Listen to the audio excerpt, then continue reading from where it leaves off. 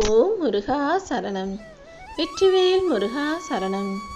என் அன்பு பிள்ளை, எல்லா வகையிலும் சிறந்ததை பெற தகுதியாக இருக்கக்கூடிய உனக்கு எந்த விஷயங்களும் சரியா அமையாத காரணத்தால நீ தினமும் கவலைப்படுவதையும் கண் கலங்குவதையும் பார்த்துட்டு தான் உன் அப்பன் முருகன் உனக்கு செய்ய வேண்டிய விஷயங்களை எல்லாம் சிறப்பாக செஞ்சு கொடுக்க வந்திருக்கேன்.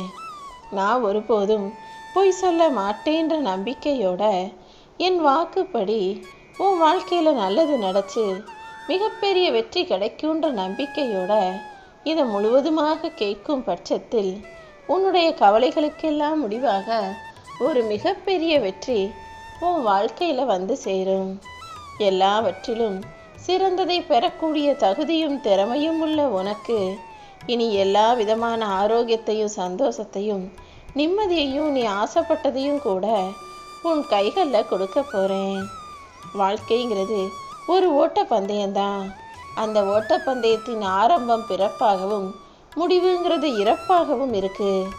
இந்த இடைப்பட்ட இடத்துல ஓடக்கூடிய ஓட்டப்பந்தயங்கிற உன் வாழ்க்கையில் நீ எப்போதும் சரியாக ஓடுறங்கிற நம்பிக்கையோட நம்ம ஓடி முன்னுக்கு வந்துடுவோம், ஜெயிச்சிருவோன்ற நம்பிக்கையோட மனநிறைவோடு ஓடும்போது தான் உனக்கு வெற்றி கிடைக்கும் என் தங்கமே.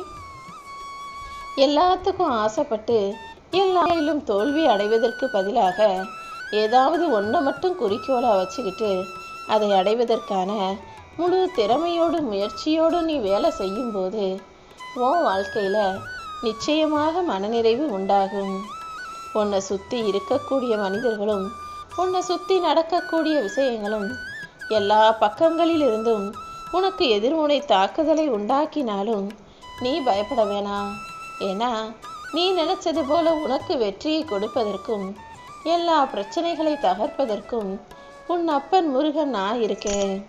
ஒரு பெரிய மலையோ அல்லது பிரச்சனையோ அல்லது ஒரு பெரிய தடங்களோ இருக்குன்னு நினச்சிக்கிட்டு அது வந்துடுமோ நம்மளை தாக்கிடுமோன்னு பயப்படாம இன்னும் அதற்கு பக்கத்தில் நீ போகும்போது தான் அவ்வளோ பெரிய பிரச்சனைக்கும் மலைக்கும் பக்கத்தில் ஒரு பெரிய புதையலும் பொக்கிஷமும் உனக்கு இருக்குன்னு புரிய வரும். எப்போவுமே எந்த விஷயத்தையும் தூரமாக இருந்து யோசிச்சுக்கிட்டே பயந்துடக்கூடாது. பக்கத்தில் போய் பார்த்தா மிகப்பெரிய புதையல் கூட உனக்காக காத்திருக்கலாம். ஏன்னா வாழ்க்கை எப்போதுமே பல ஆச்சரியங்களை தனக்குள்ள அடக்கி வச்சிருக்கு. நீ சோகமாக இருந்தாலும் வெளியே எப்படி சிரிச்சுக்கிட்டே எல்லாத்துலேயும் சந்தோஷமாக இருக்கிறது போல காமிச்சுக்கிறியோ அதே போல தான் நீ பார்க்குறதுக்கு பல விஷயங்கள் பிரச்சனைகளாகவும் சிக்கல்களாகவும் தெரிஞ்சாலும் உள்ளுக்குள்ளே போய் பார்க்கும்போது அதை தைரியமாக எதிர்கொள்ளும் போது அது நிச்சயமாக உனக்கு சந்தோஷத்தை தருவதாக இருக்கும் என் செல்வமே. என்ன நடந்தாலும் எப்போதும் சிரிச்சுக்கிட்டே இருக்கக்கூடிய பிள்ளையாக நீ இருக்கும் பட்சத்தில் உன் சிரிப்புக்காகவும் உன்னுடைய மன தைரியத்திற்காகவும் உன்னுடைய நல்ல நடத்தைகளுக்காகவும் யாராவது ஒருவர் நிச்சயமாக உன்னை நேசிப்பாங்க. ஏன்னா எல்லாவித தகுதிகளும் திறமைகளும் அன்பும் அளப்பரிய ஆற்றலும் கொண்ட என் அன்பு பிள்ளையான உனக்கு கிடைக்காததுன்னு இந்த உலகத்தில் எதுவுமே இல்லை. அன்பும் பாசமும் பரிசும் புதையலும் பொக்கிஷமும் வெற்றியும் பலமும் செல்வமும் செல்வாக்கும்னு எல்லாவற்றையும் உனக்காக நான் எடுத்து வச்சிருக்கேன். எப்போவுமே உன்னை சுற்றி இருக்கிற இடத்த பொறுத்து தான் மகிழ்ச்சி நீ நினச்சிக்காத. இடம் எப்படி இருந்தாலும் அது எப்படி அந்த சூழ்நிலையை நீ கையாளுங்கிறதங்கிறத பொறுத்தும் உன்னை சுற்றி இருக்கும் மனிதர்கள் உன்னை புரிஞ்சுக்கிட்டு விட்டு கொடுத்து சமாளித்து அனுசரித்து போகிறாங்கிறத பொறுத்தும் தான் உன் வாழ்க்கையில் உனக்கு மகிழ்ச்சி உண்டாகும். அதனால் உன்னை சுற்றி இருக்க மனிதர்கள் சரியாக இருக்கும்படி பார்த்துக்கிட்டீன்னா உன் மகிழ்ச்சிக்கு எந்தவித குறையும் வராது என் செல்வமே. நீ நிம்மதியோடு இருக்கும் பட்சத்தில் உன் வாழ்க்கை நிறைவுடையதாக இருக்கும். உன் வாழ்க்கையிலையும் ஒரு நிமிஷம் கூட வீணாகாது. ஆனால் நிம்மதியே இல்லாமல் வாழ்க்கையை வாழணும்னு நினச்சின்னா நிம்மதி இல்லாமல் அதையும் இதையும் யோசித்து கவலைப்பட்டுக்கிட்டே இருந்தீன்னா ஒரு நிமிஷம் மட்டுமல்ல உன் வாழ்நாள் முழுவதுமே வீணாகிடும். அதனால தான் வாழ்க்கையை குறைப்பட்டுக்கிட்டே இருக்காமல் கவலைப்பட்டுக்கிட்டே இருக்காமல் நிம்மதியை எதிர்கொள்ள தயாராகுன்னு சொல்கிறேன். மரியாதைங்கிறது உனக்கு வயசு ஏறினா மட்டும் வந்துடாது. நீ செய்யும் செயல்களும் சிறப்பாக இருக்கும் பட்சத்தில் தான் உனக்கு மதிப்பும் மரியாதையும் உயருங்கிறத புரிஞ்சுக்கிட்டு செய்யும் செயல்களையும் உன்னுடைய குணத்தையும் சரியானதா சிறப்பானதா அமைச்சுக்கோ என் செல்வமே. நீ எப்பவுமே உன்னை மட்டுமே நம்பு. ஏன்னா நீ நினைக்கிறத விட நீ பெரிய பலசாலி தைரியசாலின்றது உனக்கு இன்னும் தெரியவில்லை என் செல்வமே. உனக்கு தெரிஞ்சதை விட நீ இன்னும் நிறைய விஷயங்களை உனக்கே அறியாம உள் மனசில் அறிஞ்ச பிள்ளையாகத்தான் இருக்கிறாய். நீ கற்பனை செஞ்சதை விட மிகப்பெரிய வெற்றியை பெறக்கூடிய வெற்றியாளனாக இருக்கிறாய். அந்த அளவுக்கு உனக்குள்ள திறமைகளும் ஆற்றலும் நிறைய இருக்கு. எப்போவுமே குழந்தைகளுக்கு பெருசா பெரியவங்களுக்கு ஆறுதல் சொல்ல தெரியாது.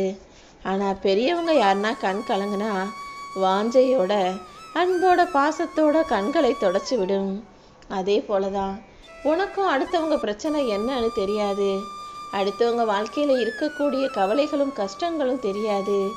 இருந்தாலும் நீ எப்பவுமே ஆறுதல் வார்த்தைகளை அன்பாக அடுத்தவங்க கிட்ட பேசும்போது அவர்களோட கண்ணோட்டத்துல அவர்களுடைய பார்வையில நீ நல்லவனாக உயர்ந்தவனாக மதிக்கப்படுவாய் என் செல்வமே. யாருக்கும் கவலையை உண்டாக்க காரணமாக நீ இருக்காம எல்லார் கவலைகளையும் மறக்கடிக்கக்கூடிய புத்திரசாலியாக அன்புசாலியாக அறிவுள்ள பிள்ளையாக நீ இரு. போலியான மனிதர்களை நல்லவங்க நேசிச்சு அப்புறம் அவர்கள் மூலமா உன் மனசு காயப்பட்டு கஷ்டப்பட்டு என்னடா உலகம் இவ்வளவு மோசமா இருக்கே, மனிதர்கள் இவ்வளவு சுயநலமா இருக்காங்களேன்னு நீயே உன்னை தனிமைப்படுத்தி கொள்ளாதே.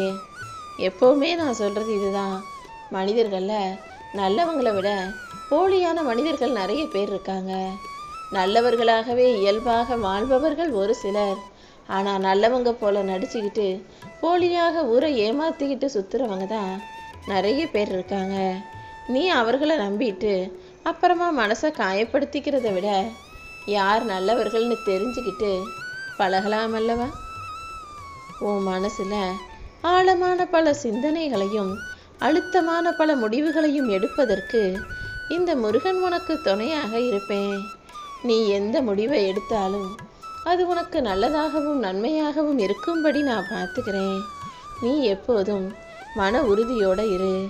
சில நேரங்களில் முன் வச்ச காலை பின் வைக்கிறதும் கூட வெற்றியை தரும் விதமாக இருக்கும். தேரை இழுக்கும் போது கொஞ்சம் முன்னும் பின்னும் கால்களை முன்னாலையும் பின்னாலையும் வச்சு இழுக்கும் போது தானே அதை நீ சுலபமாக செய்யக்கூடிய காரியமாக மாறுது. அதே போலதான் எல்லா விஷயங்களிலும் சூழ்நிலைகளுக்கு ஏற்றார் மாதிரி நீ நடந்துக்க கத்துக்கோ. அதிகமாக பேசுகிற மனிதர்களும் தேவையற்ற விஷயங்களை கேட்கக்கூடிய காதுள்ள மனிதர்களும் அடுத்தவங்களை எப்பவுமே தவறான கண்ணோட்டத்திலேயே பார்க்கக்கூடிய கண்களை கொண்ட மனிதர்களும் உன் கூடவே இருந்து உனக்கு குழி தோண்டும் துரோகிகளாக இருப்பாங்க.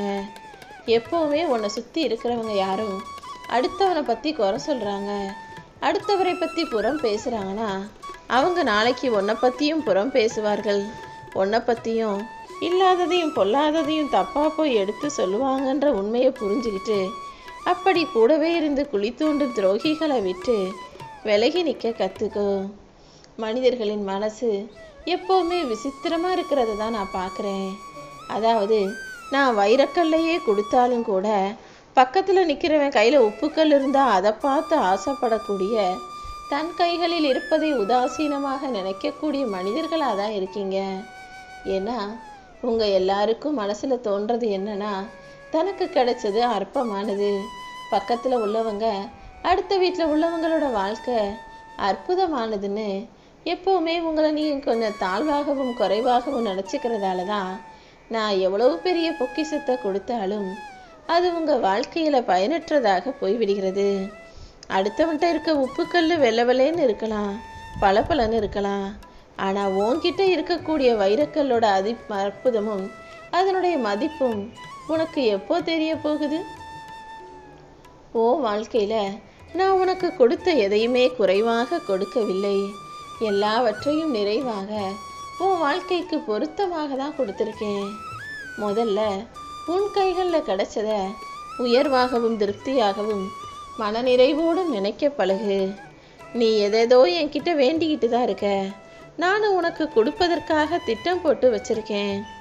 ஆனால் இப்போ எதுவுமே வேணாம் அப்பா, எனக்கு நிம்மதி இருந்தா போதும்னு நீ நினைக்கிற அளவுக்கு, உன் வாழ்க்கையில் விருப்பங்களை எல்லாம் வெறுக்கிற அளவுக்கு கஷ்டமும் நஷ்டமும் பிரச்சனைகளும் உன்னை பாடா படுத்துதா? இது எல்லாத்தையும் தூக்கி எறிஞ்சிட்டு நிம்மதியான வாழ்க்கையை வாழ தயாராகு. உன் அப்பன் முருகன் உனக்கு துணையாக இருக்கும்போது எல்லாவற்றையும் சரி செய்யும் பொறுப்பை நான் ஏற்றுக்கிறேன். வாழ்க்கையில் வயசு ஏற ஏற சில விஷயங்கள் மறைஞ்சிக்கிட்டு தான் இருக்கும். சிரிப்பு மறைஞ்சு போகும், சந்தோஷம் குறையிறா போல உனக்கு தோன்றலாம். பொறுப்புகள் அதிகமாகும், கடமைகள் அதிகமாகும், யோசிப்பது அதிகமாகும், சொந்த பந்தங்கள் உன்னை விட்டு விலகி போகும். எது எப்படி இருந்தாலும் வயசு ஆக ஆக நீ பக்குவத்தையும் வளர்த்துக்கணும். தேவையில்லாத பயத்தை தூக்கி எறிஞ்சிட்டு உன் மனசுல நீ தைரியசாலியாக, உன்னை உயர்வான ஆளாக நினைக்க கற்றுக்கோ.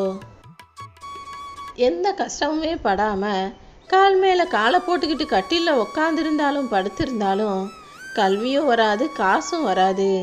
கடுமையான துன்பமும் துயரமும் தான் வருங்கிறத புரிஞ்சுக்கிட்டு வேலைகளை பாரு. உன் கடமையை சரியாக செஞ்சினா நீ எதிர்பார்க்காத பலனை உன் கைகளில் உன்னப்பன் முருகன் உனக்காக கொடுப்பேன் என் செல்வமே. எல்லாராலையுமே கவனிக்கப்படுகிற மனிதர்களை விட யாராலுமே கவனிக்கப்படாதவன் தான் இந்த உலகத்தில் நிம்மதியாக வாழ முடியும். நீயே பார்த்துருப்ப, பெரிய பெரிய வசதியானவர்களும் பணக்காரர்களும் அரசியல்வாதிகளும் நடிகர்களும்னு அவங்கள எல்லாரும் பார்த்துக்கிட்டே இருப்பாங்க. ஆனால் அவங்க ஒரு சின்ன விஷயம் செஞ்சாலும் அது வெளியில் பரவி அவர்களுக்கு பிரச்சனையாகவும் நிம்மதியற்றதாகவும் நிலையை உருவாக்கிடும். அப்படி இல்லாமல் நீ ஒரு சாதாரண சராசரி மனிதனாக, யாராலும் கவனிக்கப்படாதவனாக இருப்பதும் கூட ஒரு வகையில் நிம்மதியான விஷயந்தான் நினச்சிக்கோ. என்ன செஞ்சால் உனக்கு நிம்மதி கிடைக்குமோ அதை மட்டும் சரியாக செஞ்சுக்கிட்டு வாழும்போது நீயே எதிர்பார்க்காத பல வெற்றிகளும் கூட உன் வாழ்க்கையில் உனக்கு கிடைச்சிடும். எதையுமே யாருமே அவ்வளவு சுலபமாக இன்னொருத்தருக்கு கொடுக்க மாட்டாங்க. அதையும் தாண்டி சில மனிதர்கள் பாசம் அன்புன்னு அடுத்தவர்களுக்கு கொடுக்கக்கூடிய நல்ல குணம் உள்ளவங்களாக தான் இருக்காங்க. ஆனால் அவர்களால் கூட கொடுக்க முடியாத விஷயம்னா உன் மன நிம்மதி மட்டும்தான் என் செல்வமே.